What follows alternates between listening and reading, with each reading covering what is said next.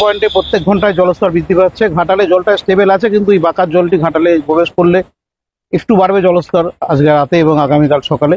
তো আমরা প্রস্তুতি রেখেছি সব রকমের। আমাদের এনডিআরএফ টিমও চলে আসছে, এসডিআরএফ টিম আছে, সিভিল ডিফেন্স আছে, পুলিশের ডিএমজি গ্রুপ আছে, কমিউনিটি কিচেনও খোলা হয়েছে সমস্ত লেভেলে, ঘাটাল ব্লক, মিউনিসিপ্যালিটিগুলোতে, দাসপুরে সব জায়গাতে, এবং রিলিফ ডিস্ট্রিবিউশন চলছে, রেস্কিউ সেন্টার আছে।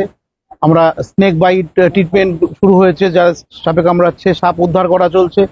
প্রত্যেকটা সেগমেন্ট ধরে ধরে আমরা কাজ করছি, মেডিকেল ক্যাম্প থেকে শুরু করে এনিম্যাল ট্রিটমেন্ট ক্যাম্প থেকে শুরু করে সমস্ত জায়গায়। বাঁধ রক্ষার জন্য কালকে সারা রাত ইঞ্জিনিয়াররা ফিল্ডে ছিলেন, আমরা এখন বাঁধেই যাবো বাঁধ দেখতে। আমরাও ফিল্ডে আছি, সারাদিন ধরে মানুষের সঙ্গে আছি, চেষ্টা করছি মানুষের সমস্যার সমাধান করার, যদিও এটা সম্ভব নয় আমাদের পক্ষে পুরোটা করা। পানীয় জল দেওয়া হচ্ছে, আমার নাম্বার আমি সবাইকে দিয়েছি, প্রচুর রাত অব্দি আমার ফোন আসছে, কালকে রাতেও এসছে, আজকেও আসছে। কন্ট্রোল রুম খোলা হয়েছে, প্রত্যেকটা লেভেলে কন্ট্রোল রুমের নাম্বার আমি সবাইকে দিয়েছি।